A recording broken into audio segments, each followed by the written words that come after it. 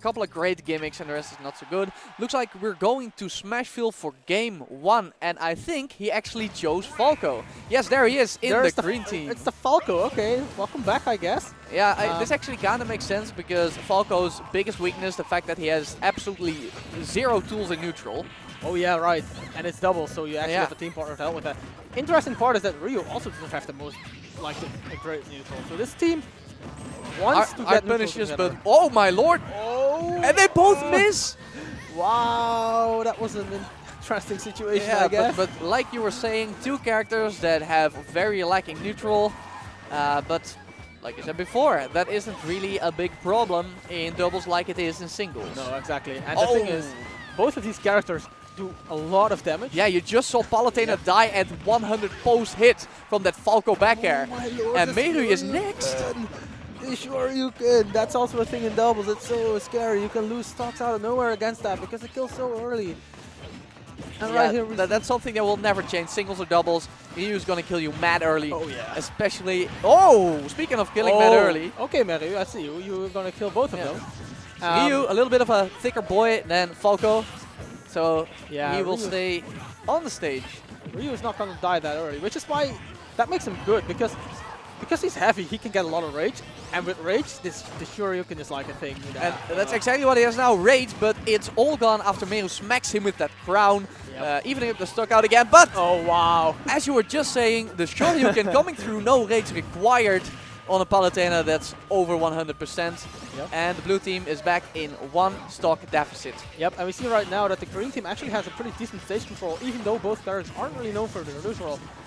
No, exactly. That you don't really need neutral tools in doubles as much, like we were saying before. No. You need good positioning and synergy within your positioning. Exactly, and because of the positioning allows you to control most of the stage and put your opponents in between your characters.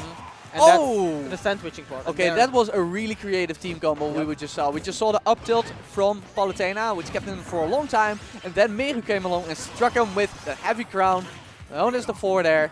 So I actually really like the setups I'm seeing from the blue team. Yeah, exactly. And what I think Meru is actually really good when it comes to getting heavy hits out of multi-hit moves. And what I mean by that is just what we saw when you have like a multi-jab and you like kind of walk people in your hitbox before they die out. He's really good at seeing that and then immediately getting a heavy hit out of that. Yeah, and both of these characters have great hitboxes for it. I mean, that crown, the 4 there, it goes so low. And I feel like there's a pretty decent disjoint on that move. Yeah, the crown itself, I think, has... Wow. Okay, every Falco wants to get those, you know, those Phantasm spikes. They feel so great to get. And what do you know, Rahx makes it happen here on Smashville. Of course, Ayoub was at quite a bit of percent because it's a really weak spike. It's a really weak one. But it does leave the green team at a 2v1. Exactly, and right now we see Rahx still having high percent, but Ryu is a character that if Peach gets 30 more percent, that can be the stall. Oh yes. And even though he doesn't have any rage right now, you know. Yeah, he doesn't have any rage, still a kill. And the interesting thing is, oh, there's the Shoryuken. Yeah. Oh, wow. Rahx follows up from the Shoryuken. With the high jump Falco has. Yeah.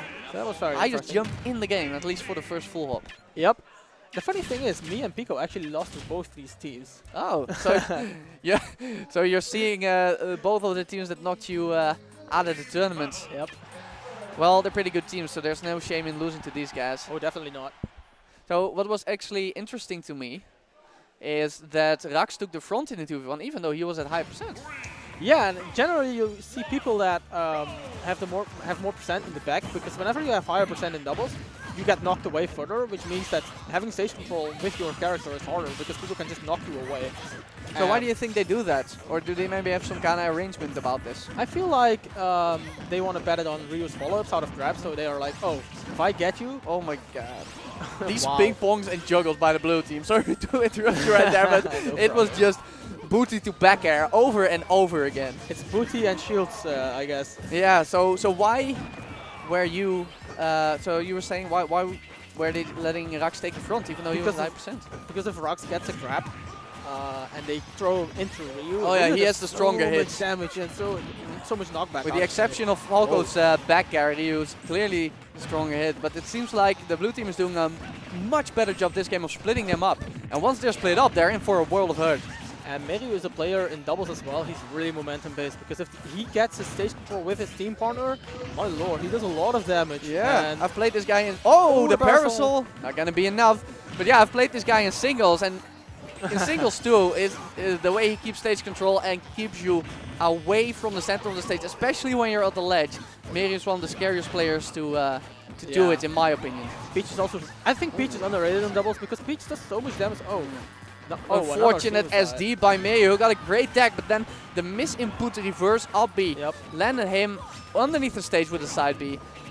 And still, again, we see that the blue team is the team with the stage control, and there goes Rahx's stock. Yeah, and TJ on the this ledge. lead.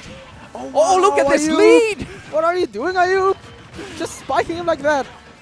Have you ever noticed that Palutena's down air looks a lot like Duck Hunt's? Yeah, it's kind of... it's really weird. It's almost as if... Oh, another Shoryuken. Shoryuken. And that will be the stock. Yeah, finally getting him off of his first. Oh, wow. And Ayoub with the cover right there, putting both green team members off stage, and so much shield pressure on Rahx, and at the same time, so much damage on TJ. Yeah, where they had a lot of control first game, it seems like they're always on the run here in the second game. Yeah, pretty much, because I feel like the blue team right here is just having the control pretty much all the time, and Ayoub with the up air. And right now, the butt will trade with Ryu's foot, I guess that was. And so much control, the Shoryuken that will Panic Shoryuken's coming out, but he's not getting right. Wow, Meru! Picks the parasol on the side B even I was actually surprised that the 4 there didn't do it on Smash Field, especially at high percent, but Meru was prepared. Meru was prepared, and Ryu's often go for the side B, especially when they have to. It's like really punishable because Ryu's side B has a lot of lag. And wow, the Toad, you're gone. You're gone. Goodbye. Catch this servant. How about that? Exactly, and that will be a game 3 situation. Do you think Rahx and TJ should go elsewhere after losing so big here in game 2? You know what I think? I think they should go for a stage that has less room. Even less than Smash Field, because it is a pretty narrow stage. I know, but like Battlefield, for example.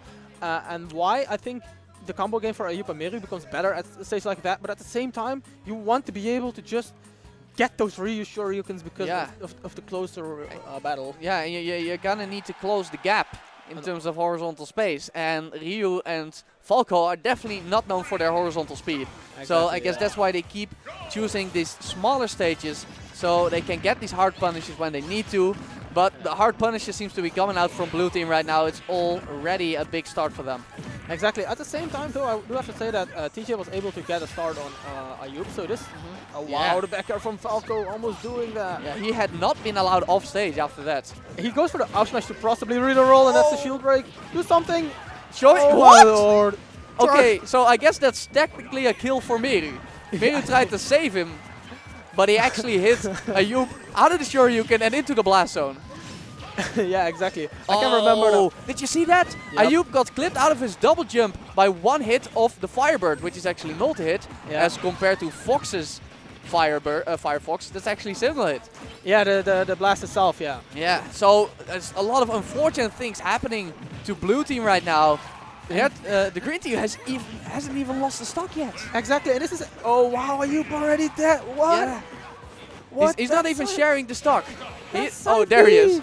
He had to facepalm for a second to share the stock. I know you guys couldn't see it, but Ayoub sat there for like a full second facepalming before he did the share stock. And he was also kind of laughing, so too bad that we don't have face cams. But yeah, that's why we are here for you. And it is still best of 3, so if they can't make the craziest comeback, the 6-stock comeback, then this will be the end of the road for them. Yeah, and like I said, I already predicted that they would go for chaos situations where they just created chaos and ruin synergy for both teams, and that's exactly what they did. They got the Shoryuken. When your characters have more powerful hits, you often benefit in chaos when it comes to doubles. Yep. And it looks like the blue team couldn't prevent it. Nope, and the forward smash will not kill Ayoub yet, but almost doing it. And the green team with the second roll, the forward smash does it. Wow. Yeah, it has a lot of active frames, so it's actually pretty good for getting the normal get-up if you manage to read it. And the back air, great stuff by the green team right there. Yeah, Ayoub shaking his head. They both kind of smiling, but we know there's only pain underneath those smiles. And I think that was the best of 3, so that was actually Yes. the end of the set. That was it. It gets Rahx TJ to lose his